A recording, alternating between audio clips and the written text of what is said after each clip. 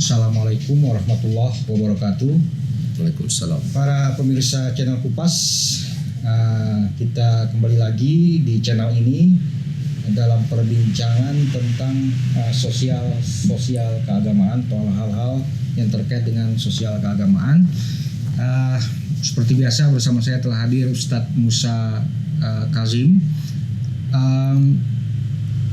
Pada kesempatan ini kita kembali akan ngobrol tentang nasab para habaib atau nasab Bani Alawi, yang tampaknya bukan cukup bahkan sangat memantik perhatian banyak orang. Video kita yang kemarin tuh cukup banyak ditonton dan cukup banyak dikomentari. Mungkin nanti kita juga akan membahas beberapa komentar yang kita anggap menarik untuk dibahas. Tapi sebelumnya kita ingin menanggapi. Saya ingin antum menanggapi video atau paparan yang disampaikan oleh akun Guru Gembul. Beliau atau akun Guru Gembul, Pak Guru Gembul ini menyampaikan sebenarnya beberapa hal tidak jauh berbeda dengan yang disampaikan atau yang pernah kita bahas dari paparan Kiai Imaduddin. Tapi ada satu hal yang menarik dan saya pikir Guru Gembul juga membuka diskusi untuk dibahas paparannya sehingga kita menarik untuk bahas. Dan kalaupun nanti Guru Gembul ingin berdiskusi lebih lanjut, mungkin kita bisa berkolaborasi ya. Senang hati. Kita bisa datang ke sana atau Guru Gembul bisa datang ke sini. Nah, satu hal yang berbeda dengan paparan Kiai Imaduddin, tapi menurut saya mendukung posisi Kiai Imaduddin adalah apa yang Guru Gembul istilahkan dengan hitungan generasi. Jadi secara umum pendapat Guru Gembul mengatakan bahwa dalam 1000 tahun generasi saja, dalam 1000 tahun maksud saya, itu ada 33 sampai 50 generasi. Nah, dari Rasulullah sampai keturunan Rasulullah yang kita sebut para habaib di Indonesia ini, itu sudah 1450 tahun, atau taruhlah 1500 tahun gitu. Nah, menurut Guru Gembul, artinya mestinya itu sudah ada 50 sampai 75 generasi. Tapi pada kenyataannya di kalangan habaib dia sebutkan beberapa contoh seperti Habib Rizik Syihab. Itu rata-rata adalah generasi ke-36 sampai 39. Jadi menurut dia di sini janggal. Nah, ini salah satu argumen yang menurut dia membuat dia merasa janggal bahwa para Bani Alawi ini atau para yang kita sebut habaib ini adalah keturunan Rasulullah SAW. Selain dari argumentasi soal Ubaidillah bin Ahmad bin Isa al-Muhajir. Mungkin antum bisa menjawab atau membahas tentang hitung-hitungan generasi versi Guru Gembul. Pertama-tama Pak Herman, terima kasih kepada Pak Herman dan semua teman-teman di sini. Dan juga tidak lupa saya apresiasi semua yang komentar ya. Saya termasuk orang yang kalau dikritik saya justru senang, karena itu berarti minimal kritik itu kalaupun salah tidak mengganggu saya, tapi kalau benar itu sangat berguna kan, sangat bermanfaat buat saya. Maka dari itu saya percaya pada ajaran yang mengatakan jangan pernah menolak kritik, karena kalaupun si pengkritik itu salah, minimal dia yang rugi, tapi kamu tidak rugi. Tapi kalau dia benar, kamu sangat untung. Nah, itu yang pertama. Yang kedua menurut saya ingin mengklarifikasi yang rupanya juga beberapa teman juga menelpon, kenapa sih harus ngomong bukan pakar? Ya karena saya memang nggak mau berdusta ya, nggak mau juga ngarang kan, karena pakar itu bukan ditunjuk awam. Pakar itu kan diakui oleh peer group, oleh para pakar lain bahwa dia pakar. Dengan begitu dikeluarkan semacam sertifikat atau lisensi atau ijazah kalau zaman sekarang.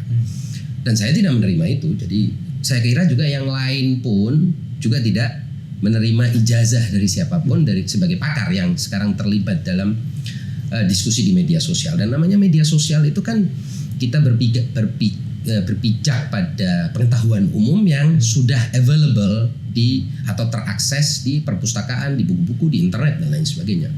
Dan juga yang lebih penting dalam produksi ilmu pengetahuan, yang paling penting itu kan logika dan metode. Selama kita konsisten dengan logika dan metodologi yang telah kita tetapkan, otomatis hasilnya itu akan valid dan konsisten dengan metodologi kita. Itulah produksi ilmu pengetahuan itu seperti itu. Jadi kita tetapkan metodologi, kemudian kita pakai, aplikasikan metodologi itu dalam sebuah kasus, ya dari situ hasilnya akan sama. Dan kalau metodologinya keliru, hasilnya akan selalu keliru.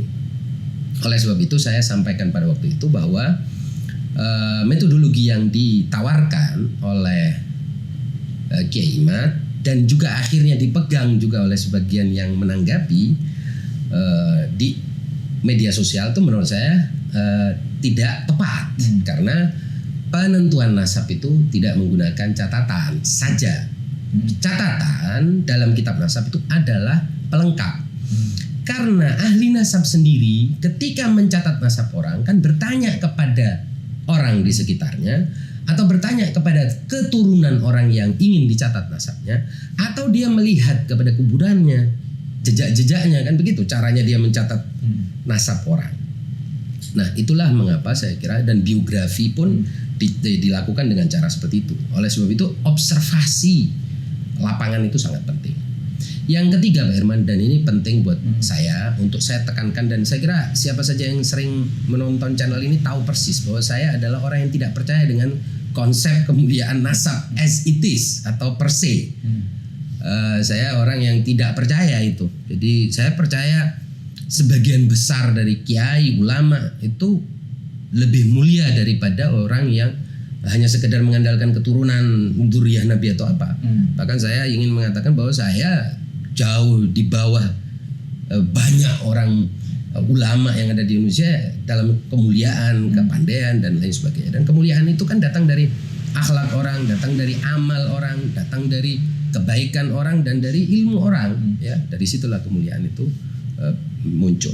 Sehingga saya katakan bahwa terbukti atau tidak terbuktinya dzurriyyah ini tidak menyebabkan kita mulia atau tidak mulia. Itu makanya saya bilang yang pro kontra keras, garis keras, baik yang pro maupun yang kontra ini karena berpegang pada konsep kemuliaan nasab. Maka yang telah menerimanya merasa wah saya harus pertahankan ini karena ini urusan kemuliaan. Yang ingin menggugurkan itu juga ingin mengatakan kamu tidak mulia karena kamu tidak tersambung. Dua-duanya berputar atau berkutat pada konsep kemuliaan nasab. Nah, saya tidak percaya dan tidak memegang konsep kemuliaan nasab. Nasab sebagai nasab tidak berdiri sendiri. Dia kemuliaannya harus datang dari tempat lain, yaitu dari amal orang, dari akhlak orang, dari ilmu orang, dari prestasi-prestasi orang yang dari situ kemuliaan orang itu terakumulasi atau muncul. Dalam kaitannya dengan paradoks yang disampaikan atau keraguan-keraguan yang disampaikan oleh Guru Gembul, menurut saya pertama dia menghitung orang harus berpindah generasi dalam usia 26, 25 sampai 30 dan itu jelas menyalahi kenyataan. Saya ambil beberapa contoh aja ya. Pertama, ayah saya kelahiran 1921. Ini tercatat, artinya kita bicara yang baru aja sekarang. Ayah saya kelahiran 1921. Kemudian saya kelahiran 1976. Anak saya yang terkecil sekarang kelahiran 2022. Berarti sudah hampir bahkan lebih dari 100 tahun. Ya kan? Maaf, 99 tahun ya. 3 generasi. Nah, kemudian kita hitung lagi misalnya ada kakak ipar saya, ya. Kakak ipar saya ayahnya kelahiran 1875. 1875 namanya Habib Hashim. Putranya namanya Muhammad kelahiran 1951. ya kan? Putra terkecilnya kelahiran 1992. Berarti kan sudah 100 tahun lebih. Sebentar ya, tunggu Ustaz. Berarti ayah antum ketika punya antum itu sudah berusia 55 tahun. 50 Ini catatan buat Guru Gembul. Guru Gembul mengatakan bahwa rata-rata orang di dunia atau tidak mungkin lah, kata-katanya mungkin seperti itu redaksi, tidak mungkin orang memiliki anak di atas 40 tahun. Nah, Jadi terbukti ayah antum punya antum di usia 55 tahun. betul. Jadi sepupu antum atau sepupu ya? Enggak, kakak ipar. Ya bukan Hasim. Ya, itu Kakak ipar. Ya, itu. Nah, kakak ipar antum bahkan ayahnya punya beliau di usia 76 tahun. 76 tahun, ya kan? Berarti dia punya cucu antara dia. Jadi 3 generasi ini jaraknya itu 100 tahun lebih. Iya, memang normalnya dalam 100 tahun ada 3 generasi, tapi dari ayah ke anak itu bisa jaraknya 55 tahun, Betul. bisa 76 tahun. Tidak mesti harus 40 tahun. Laki-laki kan bisa punya anak di atas 40 tahun. Persis. Nah, ini kemudian kalau kita anggap secara rata-rata, Pak Irman ya, rata-rata orang itu kita ambil rata-rata melahirkan anak terakhirnya di usia 40 tahun. Maka 40 kali 36 aja sudah 1000 40 antum generasi ke 37. 37. Ya kan? Kalau rata-rata 40 tahun ya. Kalau misalnya 40 tahun Ini saya- kali 37 itu sudah 1480. Ya pas dengan periode ke Rasulullah SAW. Persis. Nah, jadi sebenarnya kalau rata-rata 40 tahun. Rata-rata 40 tahun. Rata-rata 40 tahun. Rasulullah memiliki anak Sayyidah Fatimah usianya sudah lanjut ya. Ya, usianya sudah cukup tua dan kalau kita lihat generasi kita ini dari Al-Uraidi ya, dari garis keturunan Al-Uraidi, Ali Al-Uraidi bin Ja'far bin Muhammad bin Ali Zainal Abidin bin Husain bin Ali bin Abi Thalib putra Fatimah binti Rasulillah, kan gitu. Ali Al-Uraidi ini usianya sangat lanjut karena dia menemui cucunya. Jadi jatuhnya cucu ponakan ya. Jadi dia bertemu dengan Muhammad Al-Jawad. Muhammad Al-Jawad ini putra dari Ali Muhammad bin Ali Al-Hadi. Muhammad bin Ali Ar-Ridha. Ya kan? Muhammad Jawad bin Ali Ar-Ridha bin Musa Al-Kadhim bin Ja'far As-Shadiq. Jadi dia menemui generasi yang kesekian, usianya panjang. Lalu jadi kalau kita ambil rata-rata 40 tahun orang punya anak, 40 tahun itu sudah 1480, padahal kita belum 1480. 1450. Padahal masih 1444 ya, 1450. Jadi itu generasi jangan dihitung punya anak pertama, ya dihitung punya anak terakhir dong. Karena boleh jadi generasi ini yang menurunkan keturunan. Iya, karena kan percabangannya bisa dari anak terakhir juga. Iya, betul. Iya kan? Ya, yang mungkin juga lepas dari pertimbangan Guru Gembul tadi bahwa orang laki-laki terutama ya bisa memiliki anak di atas usia 40 tahun. Sangat bisa dan terbukti ayah saya. Terbukti tadi siapa namanya? Habib Hashim, kakak ipar saya. Habib Hashim punya anak Muhammad usianya sudah 76. Bahkan kalau hitungan hijriah sudah 80, ya kan? Dan di zaman dulu kan memang kondisi orang prima-prima ya dalam konteks memiliki keturunannya. Itu juga mungkin juga ini tradisi menikah lebih dari satu kan? Betul. Nah, juga tadi seperti saya bilang, generasi kan dia bilang ada yang aneh itu. Jadi dia ngitung dari Imam Ja'far Shadiq ke atas, sepertinya normal. Usianya rata-rata 30 tahunan. Karena di usia di mereka yang menurunkan, yang akhirnya punya anak itu kadang anak pertama, ya kan? Iya kan? Ya, tidak dilihat anak terakhir. Tidak dilihat anak terakhir. Anak terakhirnya kan juga punya keturunan. Kalau kita ambil anak terakhir, maka boleh jadi sangat pendek ininya jaraknya. Dan itu sangat mungkin terjadi seperti contoh misalnya. Contoh lain ya, jangan kita bicara Ba'alawi aja. Contoh lain itu keluarga kerajaan Al Saud, ya penguasa Arab Saudi itu.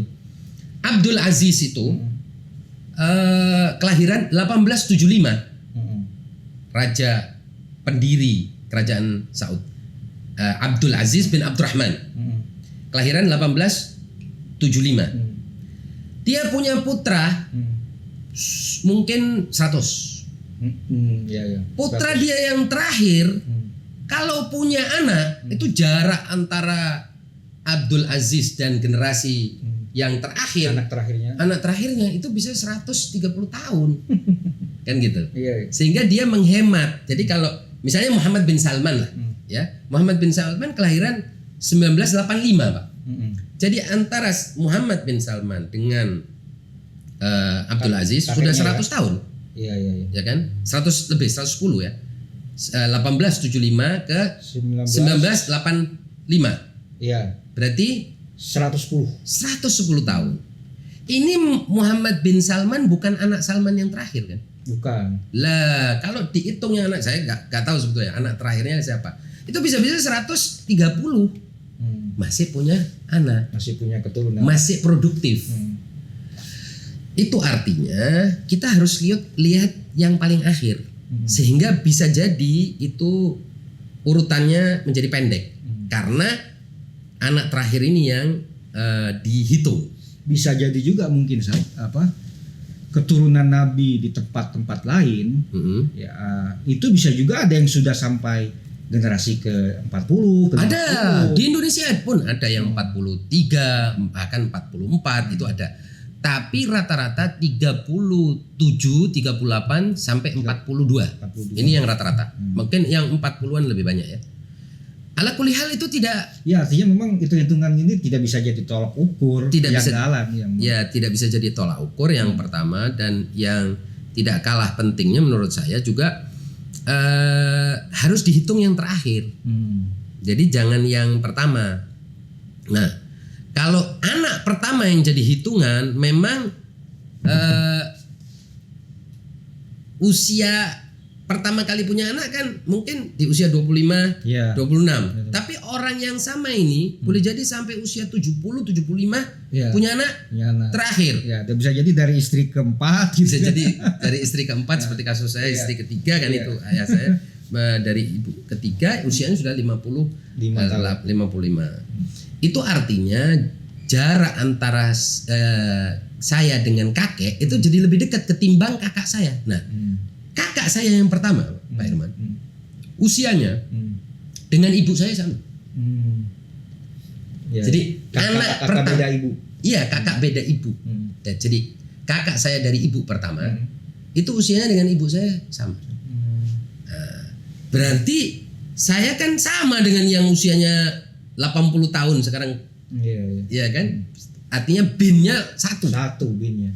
Generasinya cuma satu. Kalau dalam buku nasab binnya tulis panjang bin. Kan gitu. Nah, jadi menurut saya paradoks itu tidak pada tempatnya. Ya itu bukan tolak ukur ya. Bukan tolak. Untuk melihat kejanggalan. Nah, kalaupun kita bicara tadi itu ya 40 saja. Kalau 40 saja kali berapa? Kali 37 generasi antum ya. Sudah mencapai angka 1480. Bayangkan kalau 40 kali 40 1600 kan nggak mungkin.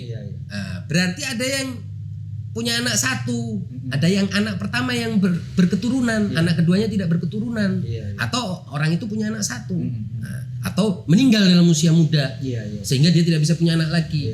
Seperti yang kita lihat banyak di dalam di atas. Tapi kalau ada satu yang punya anak di usia 90 tahun, selesai sudah.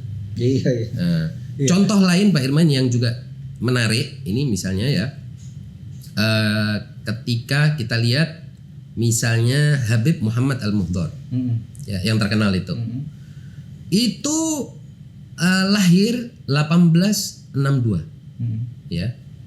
Putranya bukan yang paling terakhir, tapi putranya saya bilang putranya yang laki ya, Hmm.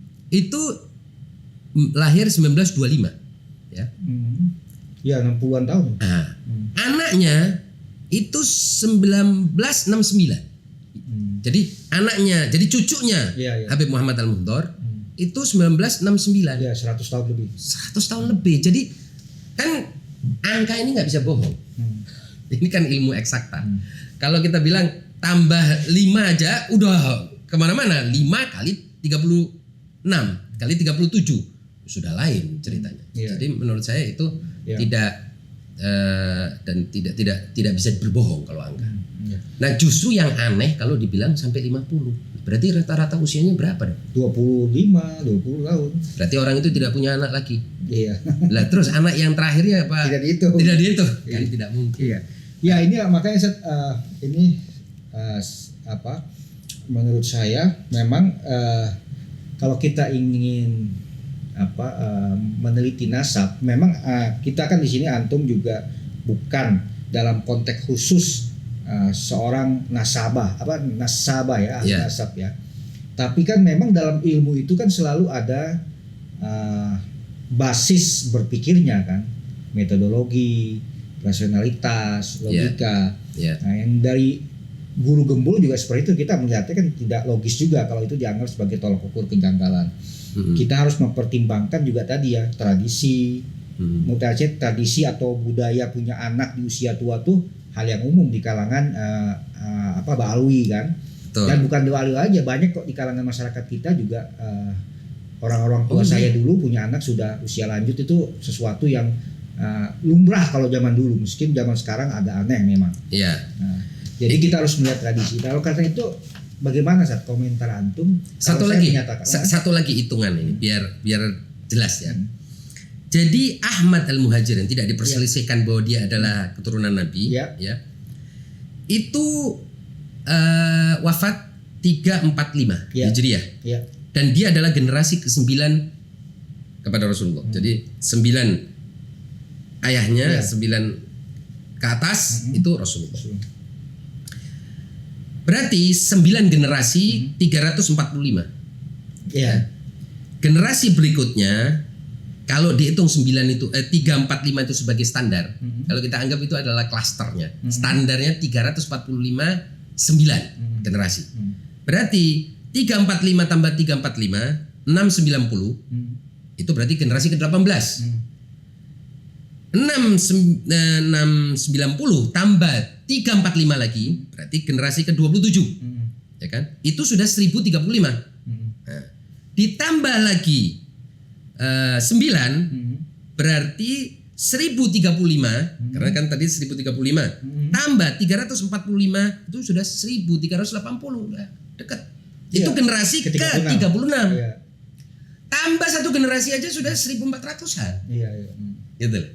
Jadi Nggak janggal. sama sekali tidak janggal. Makanya saya heran, malah kalau saya lihat kan beliau juga guru gembul kan juga menampilkan itu Pak Irman, Iya. menampilkan yang katanya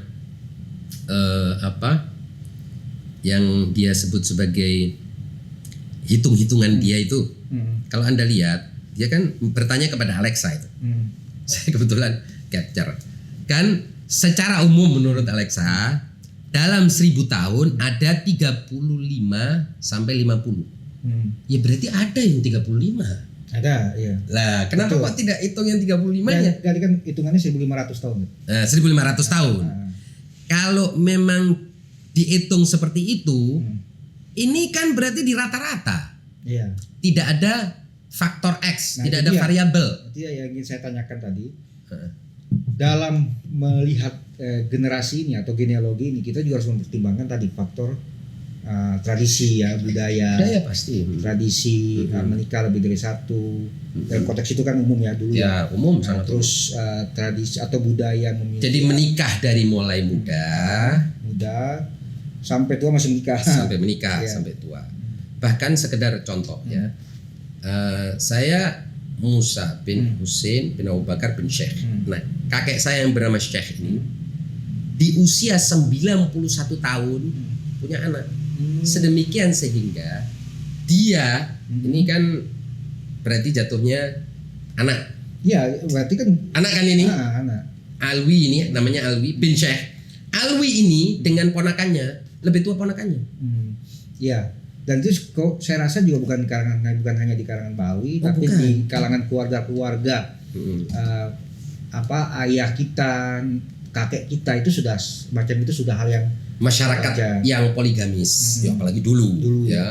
Kalau masyarakat Eropa modern memang sekarang sudah jarang ditemui sudah kayak jarang ditemui, dan mungkin juga usia orang sekarang mungkin lebih pendek mungkin, tapi ekspektasi manusia kan sekarang makin tinggi, artinya usia akan semakin, tapi beberapa dekade kemarin ini kan usia pendek. Iya.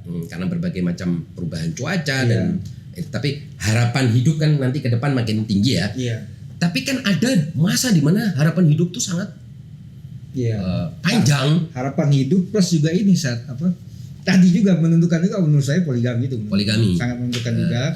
Karena kan zaman sekarang ya dari berbagai komentar orang, jadi sekarang orang agak reluctant lah untuk melakukan poligami ya kan. Oke. Tidak seperti zaman dulu yang dia masih dianggap sesuatu yang is oke lah gitu kan. Kalau sekarang kan orang wah Pasti ruwet, sembunyi-sembunyi gitu kan. Betul. Nah, itu jadi bagaimana kalau saya menyatakan bahwa kalau kita meneliti sesuatu, baik itu soal genealogi maupun nasab atau ilmu-ilmu lain, kita harus memperhatikan kondisi sosial masyarakat, Sate. Sangat penting untuk memperhatikan Termasuk kondisi. soal nasab ini. Nah, iya, dan itu penting karena tanpa memperhatikan kondisi sosial, kultural, maka kita akan berpijak pada ruang yang kosong. Ini kan ruang atau situs penelitian kita ini kan harus kita ketahui. Kita berada di lapangan mana. Sedemikian sehingga kita ketika membaca peristiwa di lapangan itu bersamaan dengan lapangan itu, bersamaan dengan situs itu, bersamaan dengan lokus itu, tidak terpisah. Jadi tidak ada konteks. Iya. Ya kan? Konteks sosial, politik, ekonomi dan budaya setempat itu sangat bahkan iklim budaya setempat itu sangat berpengaruh terhadap pemahaman kita tentang apa yang terjadi dan memverifikasi apa yang terjadi. Tanpa kita memahami lokus, maka pemahaman kita akan tergelincir pada sesuatu yang lain, bias dari tempat lain yang tidak ada hubungan. Meneliti nasab hanya dengan melihat catatan-catatan kitab-kitab nasab. Tidak bisa. Nah, itu yang saya tekankan pada podcast yang sebelumnya. Karena kalau pakai catatan, seperti tadi saya bilang, yang mencatat ini kan yang belakangan. Jadi saya ingin kembali simulasikan. Misalnya saya bertanya kepada Pak Irman, Anda tahu Anda ini bin ayah Anda, bin siapa? Ayah saya. Ayah Anda. Itu Anda yang tahu atau diberitahu oleh ayah Anda? Diberitahu. Nah, kenapa? Karena kan anak ini lahir dalam keadaan tidak tahu. Iya. Semua anak yang keluar dari perut ibu kalian tidak punya pengetahuan. Ayah dan ibu kita, dan terutama ibu kita dulu, karena kita pasti lahir dari ibu, kecuali Nabi Adam dan tidak ada ya kecuali Nabi Adam, semua kan lahir dari ibu. Ibu inilah yang memberitahu anak, kamu anak saya. Kemudian ayahnya mengkonfirmasi. Iya. Kalau ada sesuatu yang terjadi kejanggalan, apakah itu anak pungut ataukah itu anak bohong-bohongan dan lain sebagainya, maka pasti ada terjadi kekisruhan antara ayah dan ibu kan.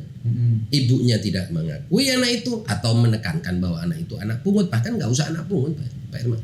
Anak tiri aja dibedakan dari anak tiri dan anak yang sebenarnya kan. Dan ini kan sudah menjadi suatu kenyataan yang tidak bisa diingkari. Anak-anak tiri yang tinggal bersama ibu tiri akan diperlakukan berbeda dan itu akan menimbulkan pertanyaan pada si anak. Tapi kalau tidak ada pertanyaan pada anak, artinya normal ayah saya mengakui saya, ibu saya mengakui saya, atau dimulai dari ibu saya mengakui saya. Dan keluarga kecil saya juga, keluarga besar saya juga mengakui. Terus bagaimana mau diragukan gitu maksud saya? Catatan hanya pelengkap. Nah, catatan itu pelengkap. Tidak ada pelengkap pun, kenyataan itu terkukuhkan dengan sendirinya. Itu yang saya bilang, pengukuhan itu ada. Jadi turunan itu akibat. Bukan sebab. Sebab adalah orang tua. Ya kan gitu. Orang tua ini kan punya orang tua. Orang tua punya orang tua lagi. Mereka yang di atas. Jadi oleh sebab itu saya katakan secara metodologis yang diintrodusir, yang diperkenalkan oleh Kiai Imad dengan looking up, mencari ke atas, itu tidak tepat. Karena kita itu nasab itu looking down. Ayah, kakek itulah yang menetapkan anaknya. Dan anak gak bisa memilih ayahnya. Gak bisa, saya gak mau ayah ini deh. Saya mau ibu yang lain dan ayah yang lain. Maka saya mengarang ayah dan ibu saya. Kan gak bisa.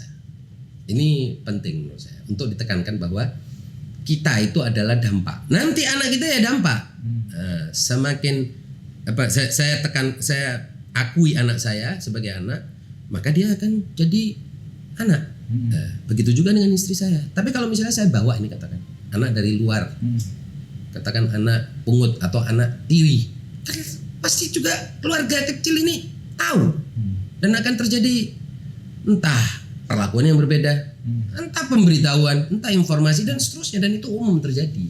Ya, jadi sebenarnya sih apa kita bisa dikatakan bahwa kalau kita memang ingin menyangkal suatu nasab, ya kita harus datang ke tempat di mana nama itu memang jadi perbincangan, diingat, ya kan, jadi memori kolektif secara sosial gitu ya Ustaz. Iya. Nggak bisa kita dari balik perpustakaan atau dari balik kamera YouTube menyangkal nasab hanya dari tidak adanya penyebutan dalam satu atau beberapa karya nasab gitu ya. Betul. Oleh sebab itu penelitian tentang biografi, antropologi itu kan bergabung dengan penelitian arkeologi dan genealogi juga di situ.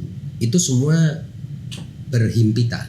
Jadi dia ada irisan-irisan disiplin-disiplin itu sedemikian sehingga dia tidak bisa dipisahkan satu sama lain. Karena satu tidak terkonfirmasi, yang lain terkonfirmasi, jangan-jangan yang lain ini yang memperkuat. Contoh, kasus Ubaidillah.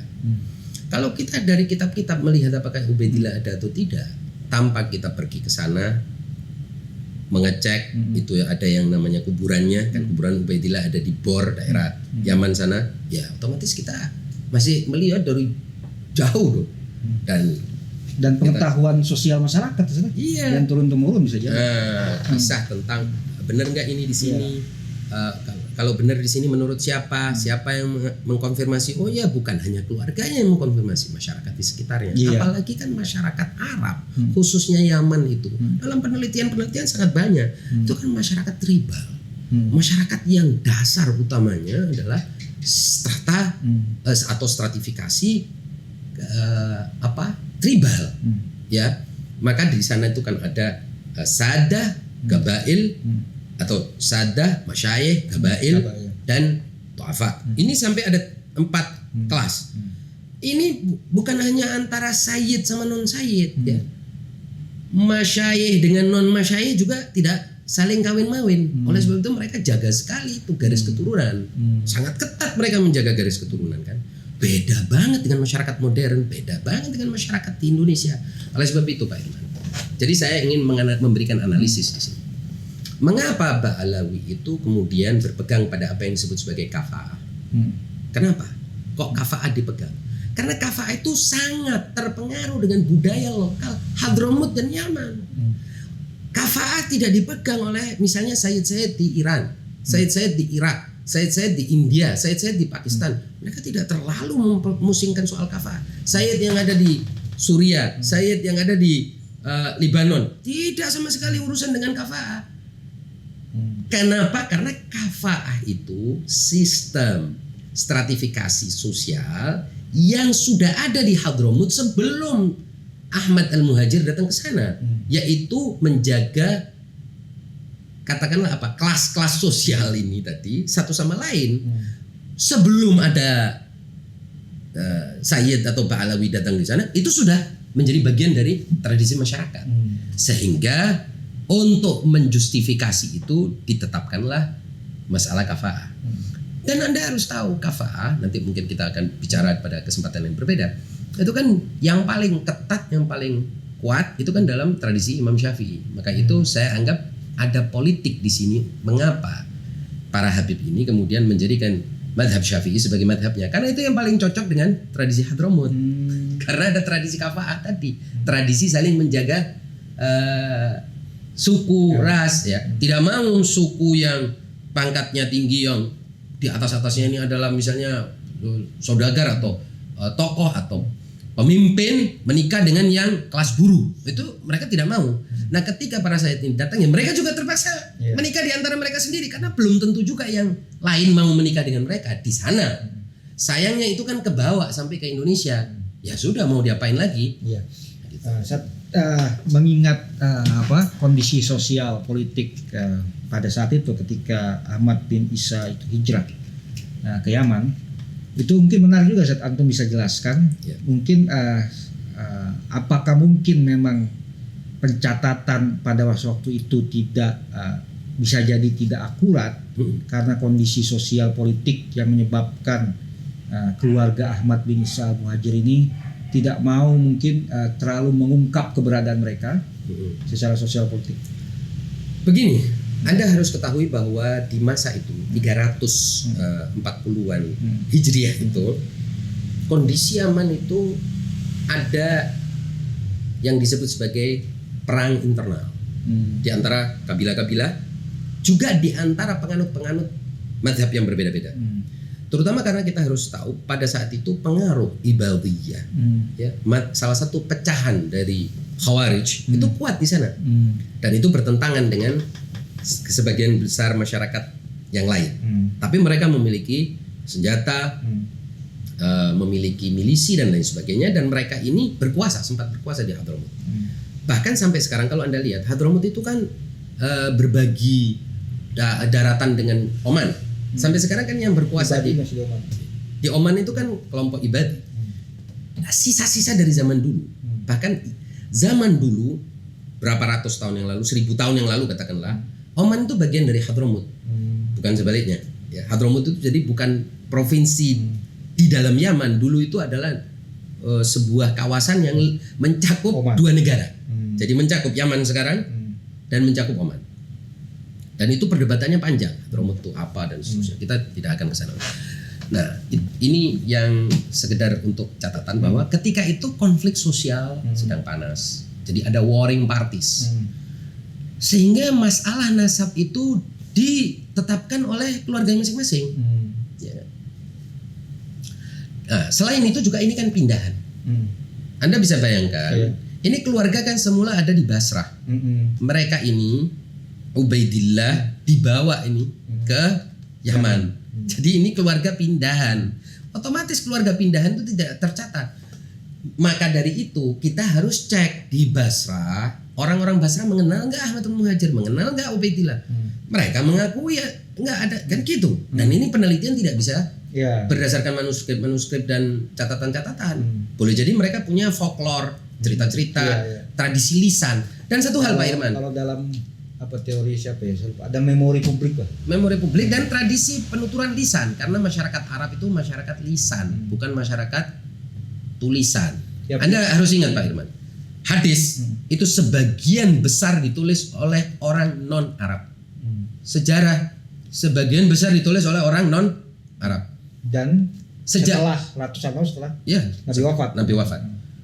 Tafsir ditulis oleh non-Arab. Karena orang Arab itu tradisinya lisan. Memori diingat, dituturkan, bukan ditulis. Mereka bisa ingat berapa ratus tahun yang lalu cerita-cerita itu. Ingatannya sangat kuat karena mereka tidak pandai menulis. Jadi tradisi tulisan bukan tradisi yang berkembang di masyarakat Arab. Bahkan seperti tadi saya bilang, kodifikasi ilmu-ilmu, pembentukan ilmu, produksi ilmu pengetahuan Islam itu dilakukan oleh apa yang disebut sebagai ajam. Sebagian besar orang Persia, dan Persia itu mencakup daerah-daerah seperti Imam Bukhari. Orang mana Imam Bukhari? Orang Samarkand. Orang yang di luar negeri Arab. Dan banyak sekali, baru belakangan orang Arab itu mengenal tulisan seperti Ibnu Taimiyah. Itu kan berapa ratus tahun. Itu pun 1, 2, 3 orang. Para filosof itu, ilmuwan Islam kebanyakan Ibnu Sina, non-Arab, Al-Farabi, non-Arab, dan banyak lagi. Hampir semuanya itu orang-orang non-Arab. Artinya tradisi menulis di kalangan Arab itu sangat rendah. Ya. Dan ini seperti tadi saya katakan Pak Irman, sekedar untuk menunjukkan bahwa adanya ketidaktelitian. Contoh sekedar ya, kan sering disebut Bahauddin, yang sering dikutip itu ada buku yang di abad 8 ini untuk menunjukkan bahwa sama-sama tidak pakar. Ini kan yang berdebat sekarang menyebut namanya dengan Al-Jundi, padahal namanya adalah Bahauddin Al-Janadi. Janad itu daerah di Yaman. Penulis buku Tabaqatus Suluk, ya.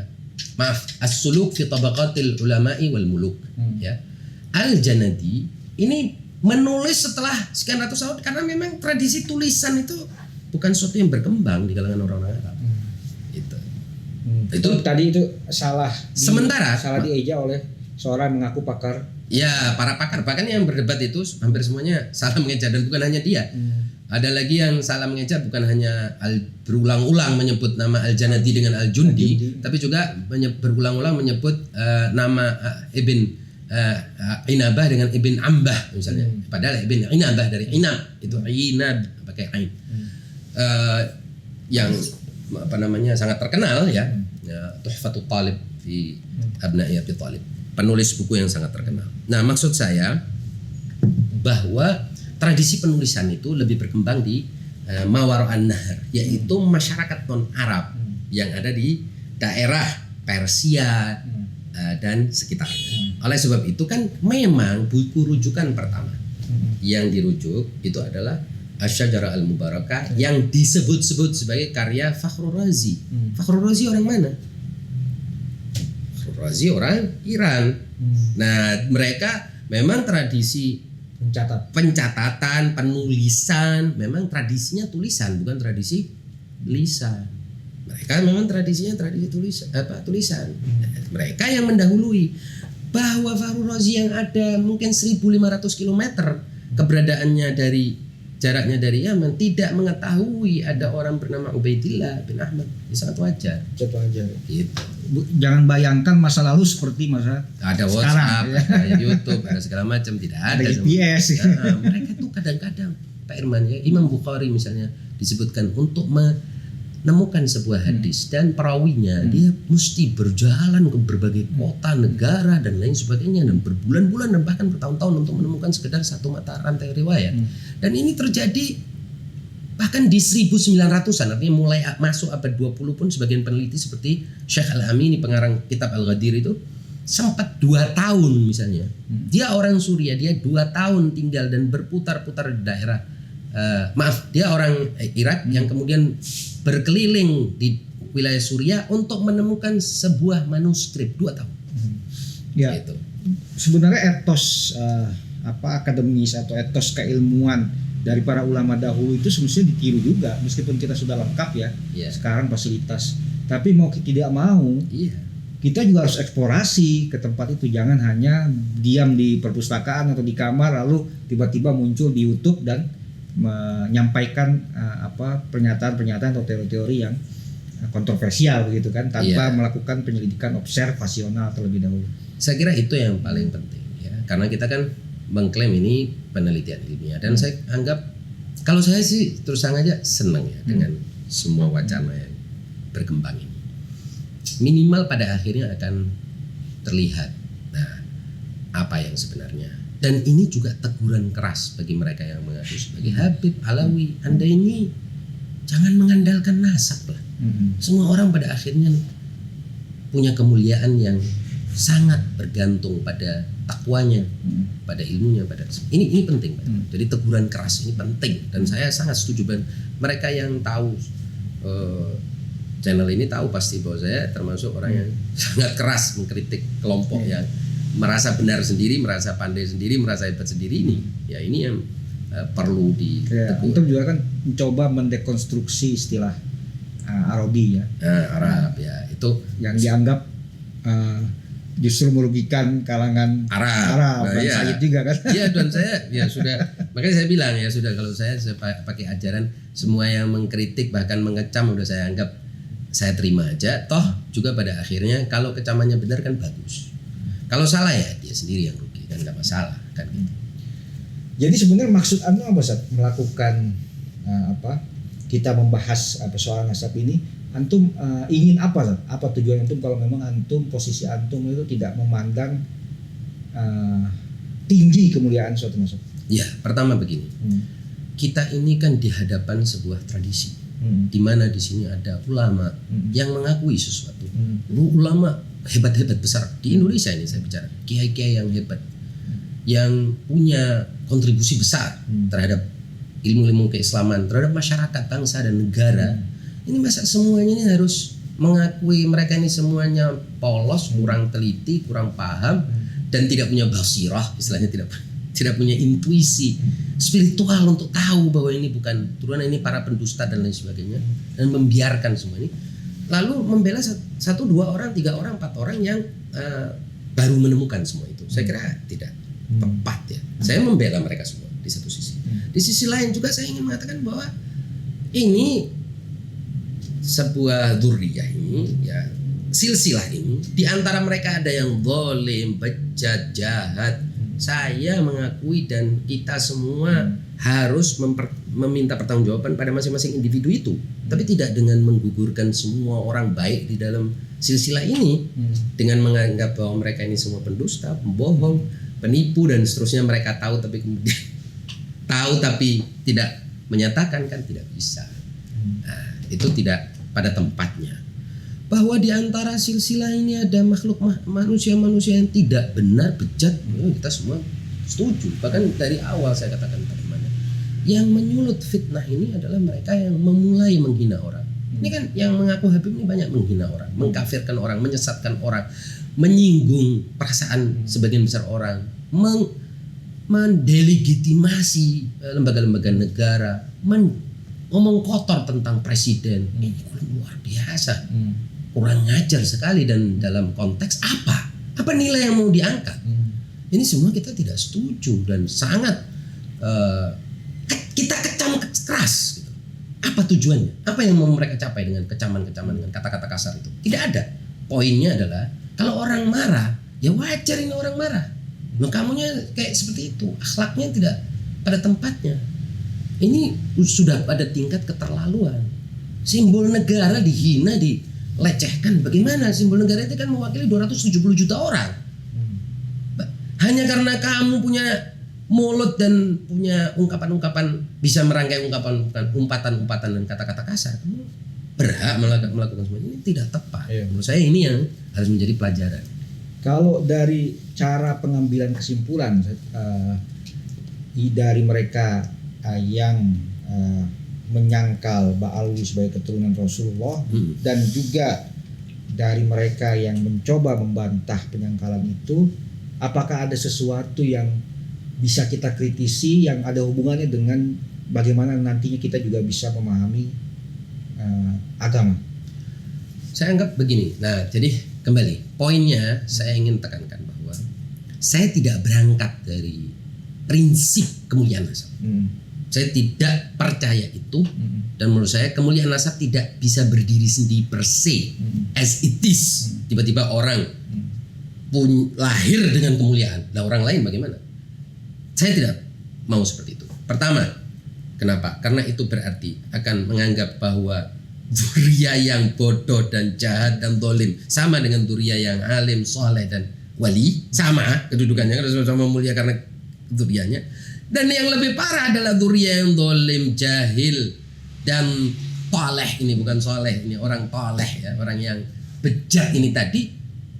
Di atasnya mereka non dzurriyah yang soleh, alim, kiai, yang arif billah, yang wali. Di atasnya. Nah, bagaimana kita mau? Ini kan berarti pembodohan yang luar biasa, dan ini agama yang dibangun di atas dasar seperti ini akan rontok dengan sendirinya dengan perkembangan manusia, perkembangan ilmu, kecerdasan, bertambahnya kecerdasan masyarakat, ini pasti rontok. Mempertahankan ini tidak akan bisa. Menurut saya tidak akan bisa. Nah, tapi itu tidak berarti kita boleh menggugurkan nasab. Karena itu artinya kalau kita menggugurkan pakai cara catatan-catatan ini, seperti yang kita sudah sampaikan di podcast sebelumnya, akan banyak hal yang gugur karena tidak semua orang mencatat. Misalnya perkawinan orang siri tidak dicatat, Tapi apakah itu terus kemudian anaknya menjadi anak haram karena tidak tercatat? Nggak ada, itu kan hukum agama. Kemudian yang lebih daripada itu Pak Irman, kalau misalnya ada orang karena satu dan lain hal dia menempati warisan ayahnya, terus kemudian dia tidak punya catatan bahwa dia anaknya ayah itu, orang ini diusir hanya karena dia tidak bisa memproduksi catatan tentang dia adalah turunan dari si pemilik tanah. Padahal masyarakat sekitar mengakui syuhro dan istifadhah. Si A ini anak si A. Di samping ada dalam kaidah lain itu pembahasan dalam ilmu usul kan ada istishab. Kita bisa lihat kejadian sekarang dengan melihat historical background istilahnya, latar belakang historis, istishab ke belakang. Lalu ada qaidatul yad.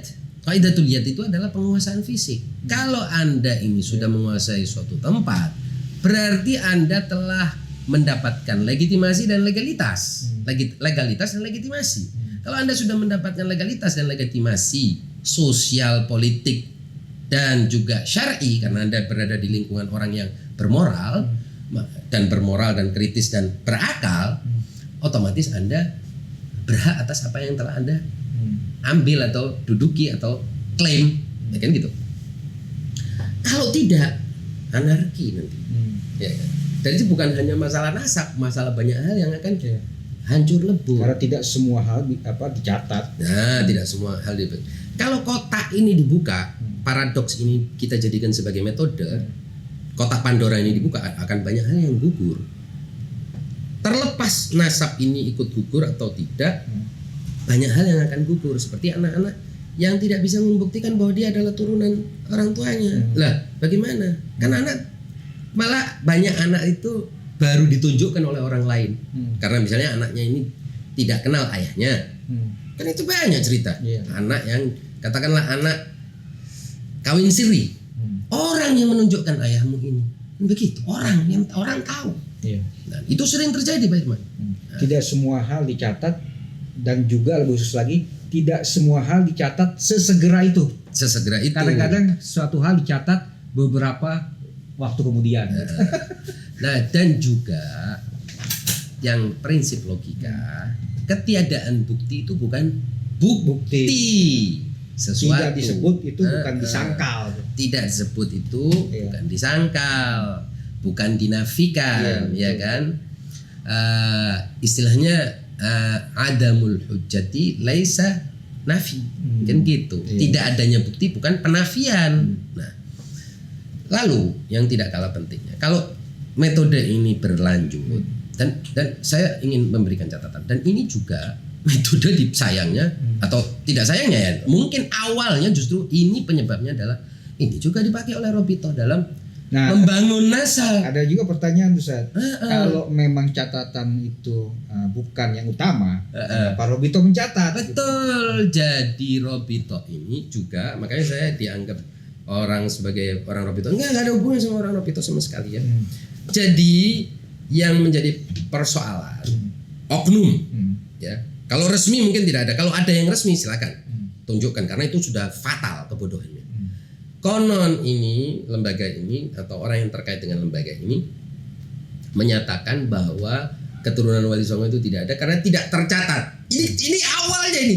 Jadi benar juga Kiai Imad itu memakai metode itu karena kamu ngandalin catatan. Nah sekarang saya balikin, kamu juga nggak ada catatannya. Betul juga. Karena dari awal, betul maksudnya betul sebagai respon atas kekeliruan metodologi sana ya. Jadi benar karena ya Kiai Imad itu konsisten aja. Kalau kamu pakai teori itu, teori harus ada catatan. Nah kamu juga nggak ada catatan. Jadi ada benarnya dari sisi bahwa dia merespon sesuatu yang salah. Metode yang salah dipakai. Dan metode yang salah kalau dipakai terus akan menimbulkan kesalahan. Diaplikasikan terus-menerus akan menimbulkan kekeliruan.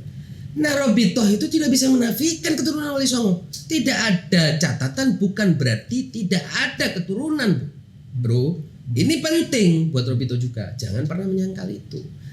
Nah, konon menurut orang Robito tidak ada penyangkalan resmi. Kalau ada penyangkalan resmi lebih parah lagi. Makanya saya bilang kalau ada penyangkalan resmi ya harus dirombak itu semuanya. Ini sudah nggak benar di awal. Menafikan keturunan hanya karena tidak ada catatannya di mereka. konon inilah penyebab dari Kiai Imad kemudian mengambil dasar metodologis itu untuk meneliti Ba'alawi. Ternyata Ba'alawi juga tidak punya catatan tentang Ubaidillah, atau minimal nasab tidak mencatat, kitab-kitab nasab tidak mencatat Ubaidillah ini. Jadi metodologi ini dipakai, metode yang sama ini dipakai, dan ketika dipakai istilahnya ini taste your own medicine gitu ya. Kamu ketika kamu beri obat saya kasih ke kamu nggak mau terima obatnya. Nah, lalu kalau sampai sekarang masih catat, kenapa Ustaz? Masih nyatat, terus masih istilahnya ada verifikasi habib-habib palsu gitu kan? Nah, makanya kenapa? ini yang harus ditekankan bahwa catatan bukan dasar untuk menetapkan sesuatu, tapi syuhra dan istifadhah. Bahkan yang tidak tercatat, seperti misalnya contoh ada sejumlah sayyid dari Azamat Khan, tidak tercatat di dalam Robito, tapi masyhur. Mereka terkenal dengan kesayidannya, ketersambungan nasabnya dengan Rasulullah. Itu bisa disangkal. Dan istifadhah tidak ada, artinya istifadhah tidak ada yang mempersengketakannya. Berarti tersambung, berarti kita akui itu.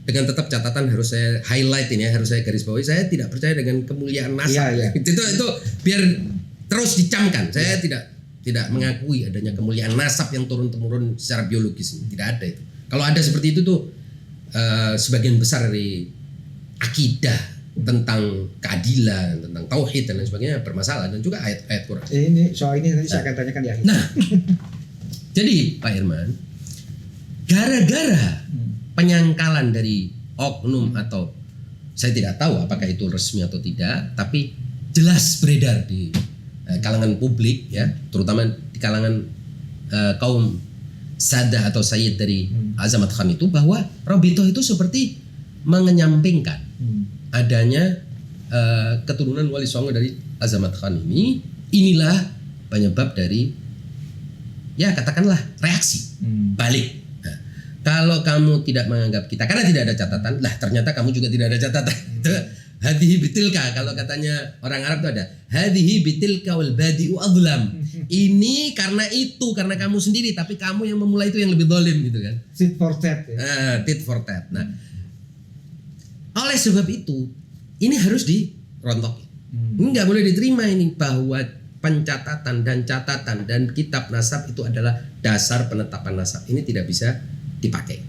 Yang harus sebagai satu-satunya, sebagai pelengkap, oke, sebagai komplement terhadap apa yang disebut sebagai syuhra, istifadhah, istishab, qaidatul yad dan lain sebagainya. Itu dulu dasarnya, yaitu keterkenalan, ketermasyhuran, keterakuan, acceptability ya, atau legitimasi.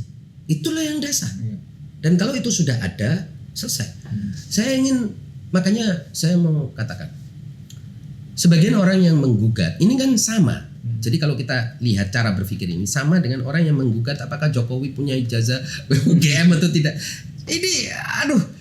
Ini menurut saya naif, dan ini menurut saya ya ini aksi intrik politik. Semua orang UGM lain yang menterinya mantan rektor UGM kok gimana? Jadi kamu ini mau menggali apa sih dari sini? Kecuali ini permainan politik. Karena Pak Jokowi sebagai insinyur apapun lah, tapi presiden kita sebagai insinyur alumni UGM itu sudah memiliki syuhra, istifadhah dan istishab, yaitu bahwa dia punya teman-teman orang UGM, alumni UGM, dan juga qaidatul yad, bahwa dia sudah menggunakan insinyur dari sejak lama gitu lah. Penguasaan dia terhadap gelar insinyur sudah ada. Jadi untuk apa Anda berdebat lagi tentang mana ijazahnya? Oleh sebab itu, kalau saya jadi Pak Jokowi, malah saya nggak mau tunjukin ijazahnya. Ya, saya diakui insinyur dan alumni UGM oleh UGM, tidak perlu oleh ijazah. Karena kita tidak boleh bersandar semata-mata pada catatan, pada hitam di atas putih atau kertas, selembar kertas. Oleh sebab itu saya katakan pada bagian sebelumnya bahwa bagaimana agama ini bisa rontok kalau tiba-tiba suatu saat ada kebanjiran perpustakaan atau ada kebakaran perpustakaan besar, ya kalau gitu sudah nggak ada ilmu lagi dong, habis. Gitu. Ya. Nah, salah satu juga Sat, ada pertanyaan ini juga soal tes DNA. Ya. Kira-kira antum mau nggak saat dites DNA untuk membuktikan antum zuriat Rasulullah? Asal begini, dan enggak apa-apa, saya siap. Asal yang bayarin orang lain. Berapa Sat? Ya, saya rasa itu karena kan lembaga-lembaga yang saya baca sekilas Pak Irman, lembaga-lembaga yang mengeluarkan tes DNA itu kan banyak. Mereka sendiri berkontestasi satu sama lain. Nah, saya kebetulan baca di internet forum-forum tentang DNA itu ada beberapa waktu yang lalu. Ini sebetulnya bukan sekarang, sudah 2 tahun yang lalu. Itu misalnya keluarga-keluarga Yahudi, terutama keluarga Cohen yang dianggap sebagai princess ya, dan prince and princessnya Yahudi ya, bangsawannya Yahudi, kelompok ningratnya itu mereka berselisih di antara mereka karena yang itu saja tidak bisa ditetapkan. Nah, ada problem epistemologis katakanlah ya dalam tes DNA itu adalah bahwa tes DNA itu tidak bisa lebih dari 3-4 generasi. Karena Saya baca sih antara 5 sampai 7 Sat. 5 sampai 7, oke. Nah, Kalau kesannya sudah deviasi terlalu menyebar lah. terlalu menyebar dan deviasinya sangat kuat. Itu yang pertama. Yang kedua, reference point-nya siapa? Iya. Misalnya Imam Ali bin Abi Thalib, Imam Ja'far Shadiq, Imam Ali Al-Quraidi. Reference point-nya itu siapa? Nah, maksud saya itu aja kan menunjukkan bahwa siapa referensinya, siapa rujukan DNA-nya yang bisa dianggap bahwa oh ya Anda punya kesamaan dengan DNA ini. Iya. Rujukannya siapa? Kalau rujukannya ini tidak jelas atau tidak bisa dicetuskan dulu, dan itu harus dicetuskan mungkin 100 orang yang di 200-300 tahun yang ke depan, ya nanti kita ditarik kemana-mana dong. Betul. Karena sekarang kan klaim-klaiman juga. Misalnya nih, ada sejumlah orang yang mengetes DNA satu keluarga besar ini, terutama sekarang yang dianggap paling banyak sampel DNA-nya itu kan keluarga kerajaan Yordania itu. Kalau keluarga Yordania itu karena mereka tes DNA kemudian muncul kodenya, kode itu, lah saya sama dia kan memang beda jauh. Dia kan ngambil dari mana ke atas siapa, saya dari Imam Ali Al-Quraidi kan jangan-jangan jauh sekali. Dia boleh jadi dari Imam Muhammad Al-Baqir, enggak, mungkin Imam Ali Zainal Abidin atau siapa, ini kan lain nanti jurusannya ke sini kan lain. Jadi kan bisa begini gitu kan, kesamaannya jadi sangat kecil. Nah, ini yang menjadi perdebatan, dan saya kira di forum-forum DNA juga nggak ada orang yang menyarankan untuk melihat keturunannya sampai 36 generasi melalui tes DNA. Bahkan Pak Irman, lembaga-lembaga fatwa ya fikih ini dalam soal ini ada kesepakatan di antara seluruh madhab. Arab Saudi lembaga fatwanya ini katakanlah madhab yang bisa dianggap Hambali atau yang Wahabi, yang Salafi yang keras ya. Kemudian Mesir yang bisa dianggap mewakili Ahlussunnah wal Jamaah mainstream, dan lembaga di Iran itu sepakat bahwa DNA tidak bisa menentukan nasab. Mereka semua sepakat, dan tidak bisa juga menentukan ahli waris, dan tidak bisa menentukan hukum-hukum syariat. Ya. Saya jadi teringat juga. Nah, saya tanya Pak Irman, umumnya DNA itu sekarang ini dipakai dalam hukum, dalam penetapan hukum atau dalam investigasi forensik itu kan 1 atau 2 generasi? 1 lah, 1 generasi. Jadi misalnya 2 lah bagi kita. Kita simulasikan ya, ada orang melakukan kejahatan. Atau inilah korban pesawat terbang lah. Korban pesawat terbang, kecelakaan ya. Biasanya untuk menentukan apakah benar yang mengklaim asuransi ini keluarganya, baru dites. Iya. Dan ini kan yang mengklaim ini tadi sama dia kan jaraknya 1. Iya. Saudara, adik, bapak, anak 1. Nggak bisa, kalau 5 aja sudah susah itu. 3 aja mungkin sudah mulai mengalami deviasi, penyimpangan. Jadi maksud saya kalau saya siap dan sudah pernah. Saya jadi nyatakan di sini, saya sudah pernah tes DNA. Dan hasilnya ya diverse. Ya, saya kebetulan tes DNA bersama 3 orang Alawi yang lain. Nah, kita bermiripan tuh. Alawi ini Pak Alwi ini. Nah, itu kebetulan karena saya dibayarin, kalau bayar sendiri nggak ada dananya juga. Dan untuk tes DNA itu supaya dia memiliki satu haplogroup yang akurat atau katakanlah cukup lengkap itu, dia harus banyak sampelnya. Jadi nanti dia membentuk kodenya sendiri. Saya nggak tahu ya, maksudnya ini kan harus banyak orangnya, berarti biayanya harus besar. Ya kalau negara itu misalnya mau nanggung, nggak tahu misalnya ada orang gugat, ini ngaku-ngaku keturunan Nabi udah gugat aja ke pengadilan, nah, coba kita lihat ya, dari negara yang akan bayar gitu. Iya, saya juga teringat saat bukunya Kazuo Murakami itu The Divine Message itu, bahwa sebenarnya DNA tidak semata-mata atau kerja gen manusia itu. Kan DNA ini kan kode-kode genetik. Tidak hanya dipengaruhi oleh keturunan, tapi juga lingkungan. Setuju. Jadi ya mungkin kalau guru Gembul mengatakan bahwa As-Sahab itu lebih mirip Pakistan India gitu. Ya wajar saja mungkin karena banyak site juga di sana. Iya, dan bin Syahab memang dulu pernah ada di sana juga di Hyderabad ya, daerah yang terkenal di India itu ada migrasi keluarga bin Syahab ke India, sangat mungkin. Dan tidak menutup kemungkinan juga, bukan tidak menutup, bahkan saya pastikan di dalam darah saya ini ada berbagai macam etnik lain. Yang sudah pasti nenek saya dari ayah itu ada Belanda. Kemudian nenek saya dari ibu ada Cina. Nenek saya dari ibu ada orang Jawa, Pasuruan. Ya, orang Jawa, bahkan nenek saya orang Jawanya lebih banyak. Jadi pasti ini darah Jawanya udah pasti banyak. Dan antum lahir dan besar di Jawa. Makanan Jawa, minuman Jawa. Itu kan membentuk juga. Nah, jadi pasti. Dan saya bangga. Gak ada masalah, senang dengan kejawaan saya. Saya bangga, saya senang. Dan itu kehormatan buat saya. Bahkan kan saya ini menulis buku Ilusi Identitas Arab untuk mengajak semua orang yang merasa sok mau mengarab-arabkan diri untuk melihat Indonesia ini dan asimilasi dengan dan bangga dengan keindonesiaan. Ini yang ajakan saya, itu saya tulis dalam buku Pak Irman.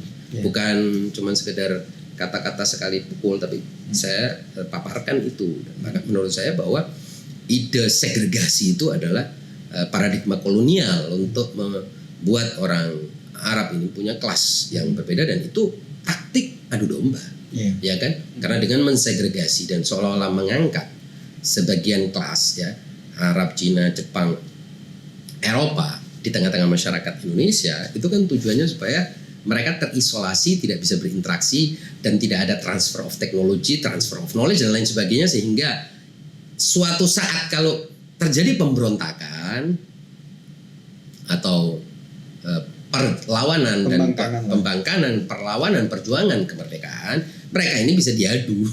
Ini kan taktik aja gitu, segregasi itu. Tapi alhamdulillah kan itu tidak terjadi. Saat saya tadi ingin kembali ke pernyataan antum bahwa posisi antum kan tidak percaya pada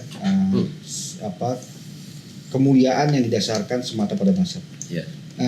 Saya ingin antum coba mengulas paradoks di satu sisi Nabi Muhammad SAW dan Imam Ali itu dalam beberapa riwayat itu kan seolah-olah nih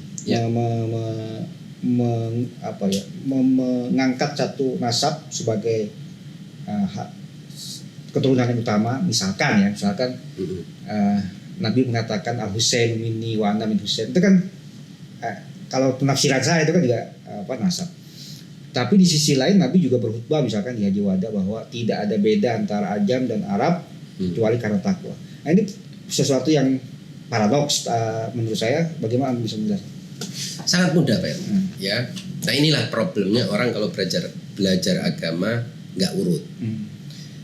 Agama ini terdiri atas usul, yaitu prinsip-prinsip dasar dan furur, cabang-cabang. Ya. Tidak bolehlah kita mengambil cabang untuk menggalahkan yang prinsip. Itu mustahil. Tidak bisa. Jadi tidak boleh kita itu mengambil 1-2 hadis yang bertentangan dengan tauhid. Tidak bisa. Ini hadisnya yang dibuang atau direinterpretasi, dipahami berbeda, dan harus dilihat konteksnya dan lain sebagainya. Pokoknya tidak boleh dia bertentangan dengan yang usul. Tidak boleh ada hadis yang bisa diinterpretasikan sebagai pemuliaan tanpa, ini penting ya, pemuliaan tanpa kemuliaan yang sebenarnya menabrak prinsip keadilan, prinsip keadilan ilahi, persamaan manusia di mata Allah. Prinsip ini prinsip, ini coba nggak bisa, harus dicari taujihat ya. Taujihat itu artinya pemahaman-pemahaman yang sesuai dengan itu, usul sehingga tidak berbenturan. Nah, problemnya sebagian orang belajar agama lika-likunya itu justru dari furu ini tadi, dari yang cabang-cabang. Akhirnya dia lupa bahwa ada usulnya. Bahkan Pak Irman dalam memahami Al-Qur'an misalnya, ya. Anda kalau memahami Al-Qur'an itu ahli tafsir mengatakan Al-Qur'an ini punya usulnya, punya furu'nya. Kalau dengan bahasa tafsir punya muhkamatnya, punya mutasyabihatnya. Nggak bisa kita itu berpegang pada mutasyabihat. Kalau kita berpegang pada mutasyabihat yang bisa ditafsirkan macam-macam dan melupakan muhkamat, kita masuk ke dalam lorong gelap. Ya, kita akan terseret pada pemahaman yang keliru terus. Ya, karena nggak ada pembantunya tadi ya, nggak ada usul tadi. Tidak ada usul. Dan saya kira itu berlaku untuk semua ilmu. Semua ilmu, termasuk ilmu-ilmu agama. Seperti Anda tidak mungkin memasuki ilmu fisika misalnya hanya dengan peristiwa tertentu Anda mencoba menggeneralisasi. Sudah ada kan hukum-hukum alam yang tidak bisa bertentangan dengan peristiwa ini. Anda harus tafsirkan apapun fenomena, gejala alam, peristiwa alam berlandaskan pada laws of physics. Kalau laws of physics ini Anda buang, Anda tidak akan bisa memahami itu. Iya, karena awalnya kan dari dasar-dasar dulu ya. Makanya pernah Elon Musk itu ditanya, Anda ini bisa melakukan apa? Saya bisa melakukan apapun, kecuali kata dia menabrak laws of physics. Kalau sudah laws of physics nggak bisa ditabrak, yaitu gravitasi, hukum kausalitas, ya kan, hukum panas dan lain sebagainya.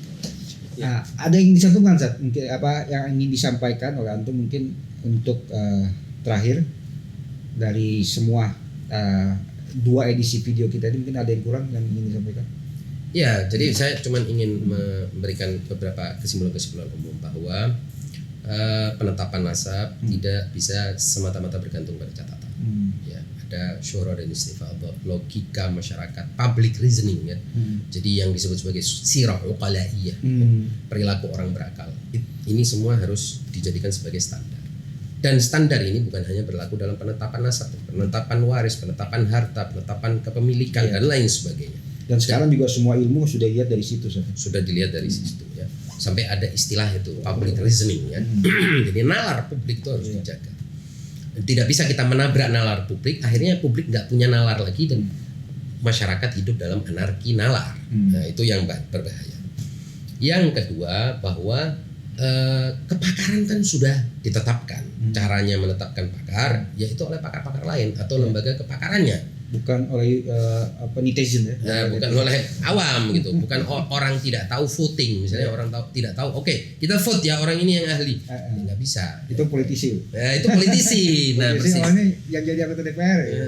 Karena suaranya banyak kan. Suaranya banyak dan akhirnya terlibat di situ proses-proses kerja-kerja politik kan. Bukan kerja-kerja ilmiah ya, karena kerja-kerja ilmiah itu ada berpikir, berkarya, memproduksi penelitian dan seterusnya. Nah, yang ketiga yang tidak kalah pentingnya dan ini mungkin poin yang utama, kegaduhan ini muncul karena berpijak pada konsep kemuliaan nasab. Saya nggak berpijak dari situ. Jadi buat saya nasab saya tidak terbukti nggak apa-apa. Ya saya tetap alhamdulillah bersyukur. Terbukti alhamdulillah bersyukur, nggak ada hubungannya dengan kita.